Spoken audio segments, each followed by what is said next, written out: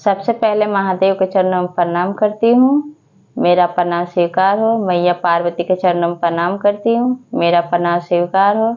कार्तिक गणेश दोनों भैया के चरणों में प्रणाम करती हूँ, मेरा प्रणाम स्वीकार हो। आप सभी गुरु भाई बहन के चरणों में प्रणाम करती हूँ और महादेव से दया मांगती हूँ कि हे महादेव, सब पर दया कीजिए, पल पल दया कीजिए। आज जो मैं कथा आप लोगों को सुनाने जा रही हूँ, दो भाई की शिव चर्चा कथा सुनाने जा रही हूँ, एक अमीर और एक गरीब भाई का। कथा बहुत सुंदर है, शुरू से अंत तक सुनिएगा और कथा अच्छा लगे तो मेरे वीडियो को लाइक कीजिएगा, चैनल को सब्सक्राइब कीजिएगा, कमेंट बॉक्स में हर हर महादेव जरूर लिखिएगा, दोस्तों में रिश्तेदारों में जरूर शेयर कीजिएगा।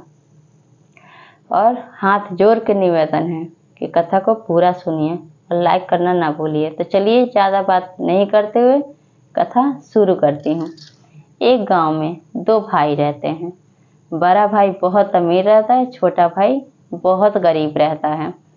अब बड़ा भाई क्या देखता है कि छोटा भाई कुछ काम नहीं करता है, वो सिर्फ शिव चर्चा सुनने जाता था और सिर्फ वो महादेव का ही पूजा करता था। इतना ही काम था छोटे भाई के पास। अब बड़ा भाई जब शादी उसका हो जाता है, उसका और उसके छोटे भाई का, तब क्या करता है बड़ा भाई कि उसको अलग कर देता है छोटे भाई को।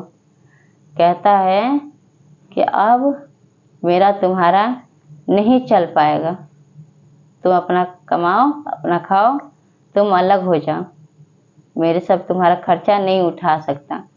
तुम बहुत खाली तुम महादेव के पूजा पाठ में लगे रहो, शिव चर्चा सुनते रहो और काम धाम को तुम कुछ करते नहीं, तो इसलिए अब तुम्हारा साथ मेरा नहीं बन पाएगा। अलग कर देता है छोटे भाई को। जब अलग कर देता है तो बड़ा भाई जो है, तब उसको क्या टेंशन है, वो तो अमीर था। अब जब दीपावली का समय होता है तो अब छोटे भाई की जो पत्नी थी तो कहती है अपने पति से कि बताइए, एक आपका बड़ा भाई है जिसके बाल बच्चे कितने खुश हैं, एक हमारा घर है कि हमारे घर में एक दिया भी नहीं है कि हम दिया भी जला सके, और हमारे बच्चे बताओ कैसे रहेंगे अंधेरे में। आप जाइए, अब कुछ ना कुछ लेकर आइए, खाली हाथ आप मत आइएगा। ऐसे बोलती है, अपने पति को घर से निकाल देती है। छोटा भाई चलने लगता है, चलते चलते चलते चलते दूसरा गांव पहुंच जाता है। अब दीपावली के दिन जब मांगने लगता है कि कुछ मिठाई दे दीजिए, थोड़ा सा मोहरी दे दीजिए, आज दीपावली है, दो चार घर के लोग थोड़ा सा देते हैं मोहरी और मिठाई। जब लेकर चलने लगता है तो इधर कैलाश पर्वत पर महादेव सोचते हैं कि क्यों ना ये छोटे भाई का मैं परीक्षा लूं कि सच में मेरा भक्त है, सच में मेरा शिव चर्चा करता है, आखिर ढोंग करता है, चलो लिया जाए। फिर क्या होता है कि अब उसी समय एक बूढ़ा का रूप धारण करके उसके सामने, छोटे भाई के सामने आके खड़े हो जाते हैं और कहते हैं कि बेटा बहुत तेज की भूख लगी है, कुछ खिला दो, कुछ रखे हो। तब भोला जो था वो शिव चर्चा में सुना था कि अगर आपको कोई भी इंसान मिले भूखा तो उसको जो भी है वही खिला देना चाहिए, और खाना पेट भर खिलाना चाहिए, आधा अधूरा नहीं खिलाना चाहिए, थोड़ा बहुत नहीं खिलाना चाहिए खाना। अब उसको जो मोहरी थोड़ा सा मिला रहता है, मिठाई मिला रहता है, वो सब जो भोले बाबा थे, तो बूढ़े के रूप में आए थे, बूढ़े बाबा को वो छोटा भाई दे देता है, तो सब खा जाते हैं। जब खा जाते हैं तो क्या कहते हैं बूढ़े बाबा, मुझे पता है तुम क्यों परेशान हो। इतने बात सुन के छोटे भाई को गुस्सा आता है, तो कहता है अगर आपको पता ही है कि मैं क्यों परेशान हूँ तो क्या आप कुछ कर सकते हैं, आप हमारे लिए कुछ दे सकते हैं। तो कहते हैं कि हाँ मैं दे सकता हूँ।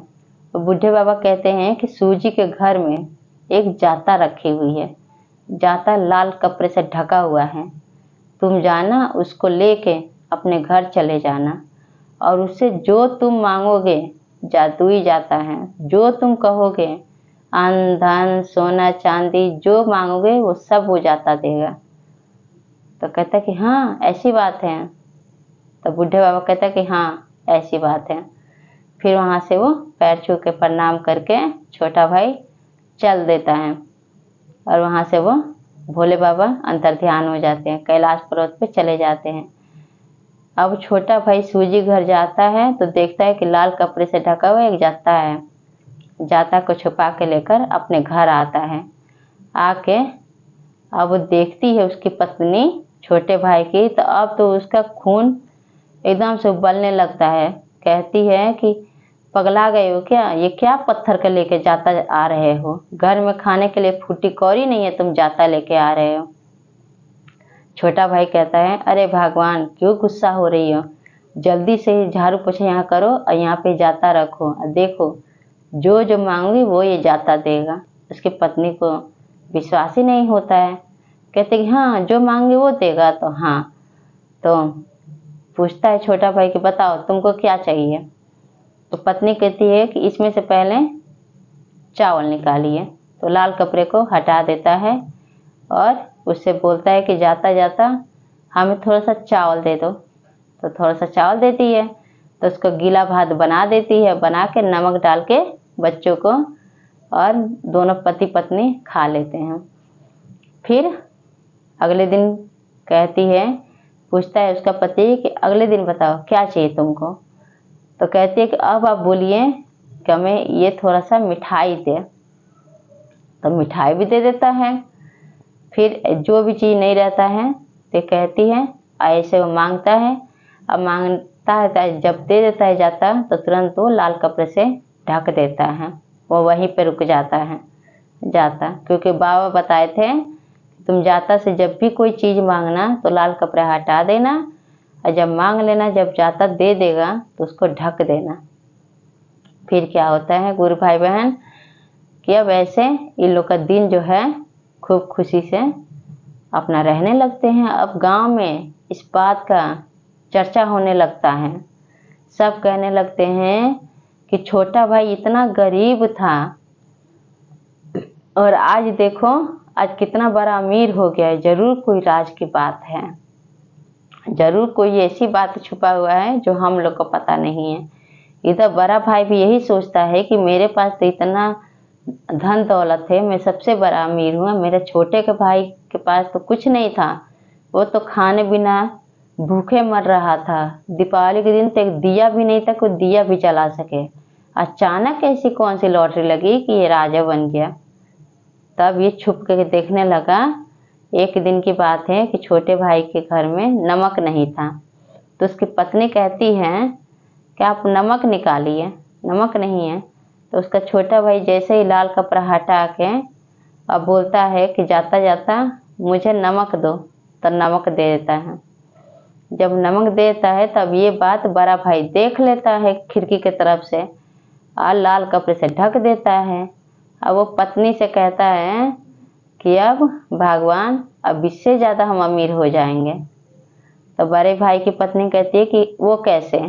तो जो छोटा भाई जाता लाया है वो जादुई जाता है, जो मांगोगी वो तुम्हें मिलेगा।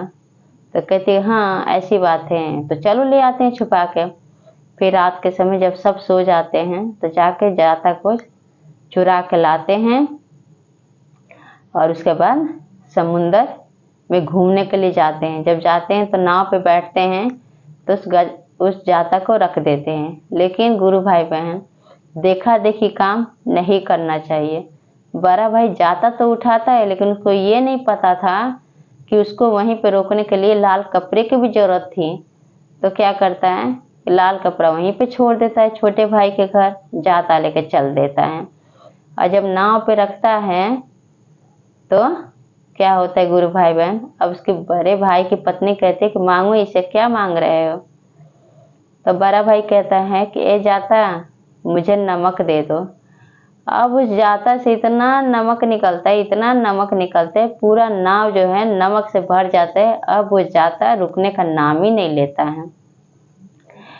इतना नाव में नमक हो जाता है कि नाव भी डूब जाता है और उसे बड़ा भाई और उसकी पत्नी दोनों डूब के मर जाते हैं। तब से समुंदर से जो महादेव जाता दिए थे चमत्कारी, तब से समुंदर का जो होता है, समुंदर से नमक निकलने लगता है। तो इस वजह से महादेव ने छोटे भाई की गरीबी कैसे दूर किया, वो सच्ची भावना से, सच्ची भक्ति से महादेव का शिव शिष्य था और हमेशा चर्चा करता रहता था, पूजा करता रहता था। तो ये कथा आप लोग कैसा लगा कमेंट में ज़रूर बताइए और सब बोलिए हर हर महादेव, मैया पार्वती की जय।